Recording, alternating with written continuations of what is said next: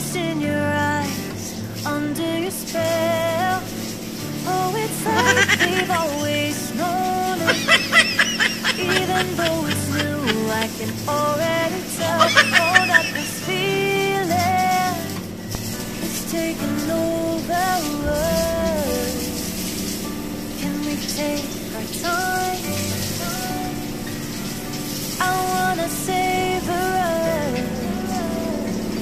every thought on my mind of you and I getting together. Gotta tell ya, I gotta tell ya, I wanna love ya, I wanna love ya. So come on over, come on over. I wanna touch, kiss you. The way you make me feel is precious. I want this feeling forever. Oh, I'll never be the same. Can't believe we found something this good. You're all I ever wanted.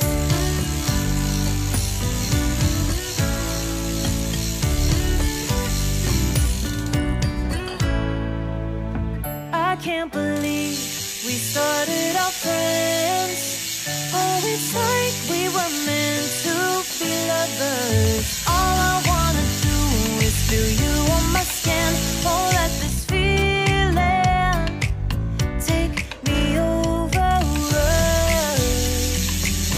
The way you take your time makes everything better. You were just on my mind. Now here we are getting together. I gotta tell ya, I gotta tell ya, I wanna love ya, I wanna love ya. So come on over, come on over.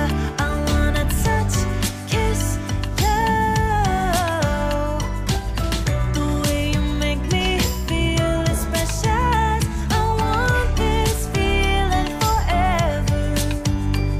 Oh, I'll never be the same. Can't believe we found something this good. You're all I ever wanted. Gotta tell ya, I gotta tell ya, I wanna love ya, I wanna love ya. So come on over, come on over. I wanna touch, kiss you. The way you make me feel is precious. I want this feeling forever. Oh, I'll never be the same. Can't believe we found something this good. You're all I ever wanted. All I ever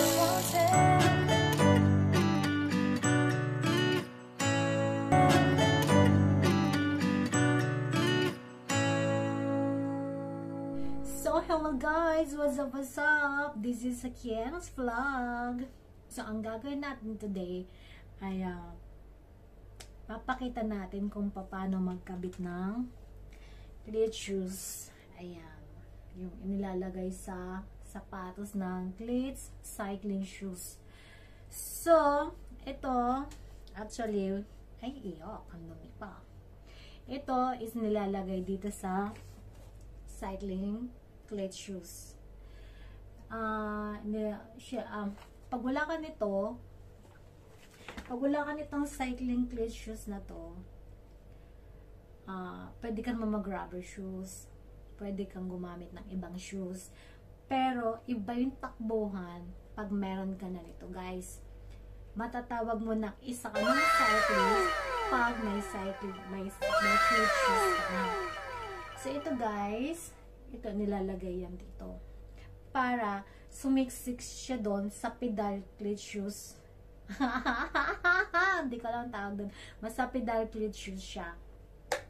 Pedal, ayan. Ito may lalagay. Siyempre, pag inilagay mo tong cleats na to, ito yung tawag dito, ilalagay mo siya kung saan comfortable. Kung saan comfortable yung paa mo. So, Siyempre, hindi naman pwede ilagay sa bukong-bukong, hindi naman pwede ilagay dyan. So, dapat ilagay dito. So, nandito kasi yung, yung power, kung saan ka pumupersa. So, it depends pa rin kung saan banda mo ilalagay dito. Pero ako, comfortable ako dun sa pinaka-sole ng paa. Ayan. Alam mo yung sole, pinaka-gitna ng paa. Pero hindi naman siya ito yung gitna, diba? Dito sa banda na taas, diba? So, nandito yung paglalagyan natin. Siyempre, hindi natin may kakabit yan, guys. Please don't forget to subscribe my channel, Kiana's Vlog. Bago natin ikabit to, huwag niyo po munang kakalimutan mag-subscribe sa aking channel, Kiana's Vlog. So, ito na yung, niya, pag ilalagay natin, di ba? Tulad na sinabi ko, guys, dati, pag isa kang biker, isa ka ng cyclist, dapat marunong ka na rin marunong ka na rin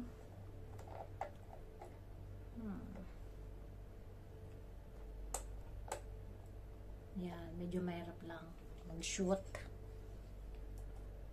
Dapat meron ka ring elbow na gamit para sa paggamit dito. Kasi hindi mo siya mailalak pag wala ka nito. Diba? Huwag mo munang ilalak para ma-sure mo na tama na yung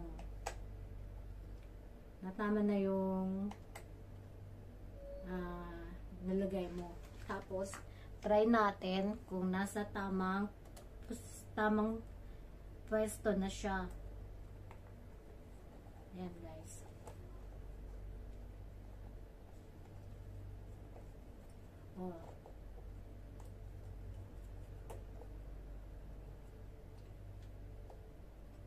Try natin kung nandun na siya sa kung saan ako comfortable na paa. Try natin. Ayan. Feeling ko, guys, okay na yung position niya. Dapat ilagay ko dito kasi nandito yung puwersa ko. Ayoko naman dito kasi nasa taas, nasa bandang taas na siya. Dapat nasa baba siya. So, ilalak na natin. So, actually, guys, itong shoes na to ay tawag dito cleat shoes. Ayan. So, ito yung lock, guys. Iba-iba yung klase ng cleat shoes. May tinitirinta siya. No, hindi siya. Iba-iba yung klase ng shoes. Yung iba, para malak siya, pipindutin na. Tapos, pag gusto mo siyang i-lock na siya, ayan, ikutin lang. Pero pag gusto mo na siyang, hubadin, hilain mo lang, pindot, lock, tapos hilain mo lang, tapos, pwede na siyang hubadin. So, madali lang to, guys. Pag isa nga ng biker, cyclist, maiintindihan nyo na. Pag isa nga ng biker, cyclist, unti-unti ka magpupundar ng mga gamit mo. Siyempre, una-una, hindi ka maggaganto kung wala ka pang bike. Una-una mong ipupundar bike. Ayan. So, ganyan lang, guys. Diba? So, ayan. Ilalak na natin, guys. Ayan.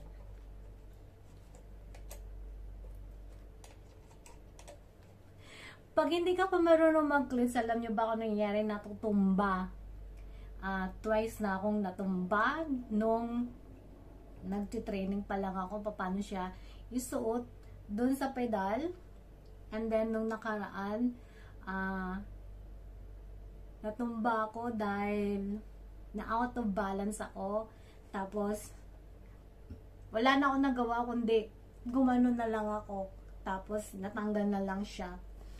Hindi ko kaagad siya natanggal kaya natumba ako. Ayan.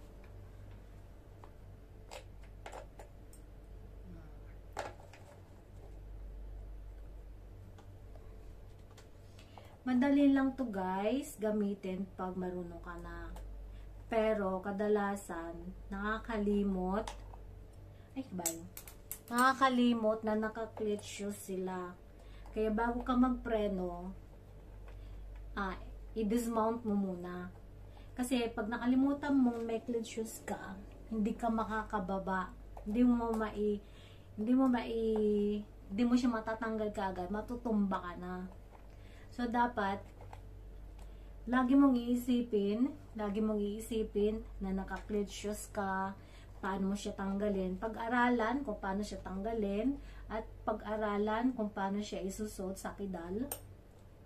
Kasi yung pedal mo hindi siya pedal na pang rubber shoes, iba na yung pedal mo. Pang cleat shoes na rin. Yeah, wait lang.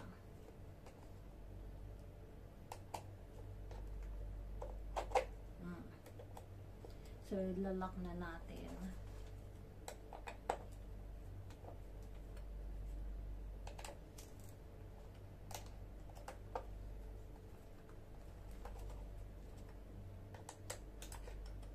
Dapat marunong ka na sa mga gamit ng bike.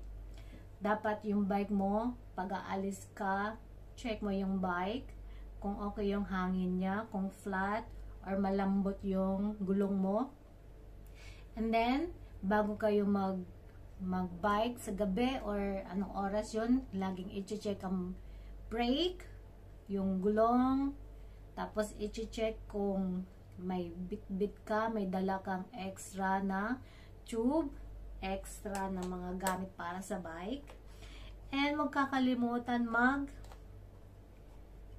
kakalimutan i-charge sa mga ilaw.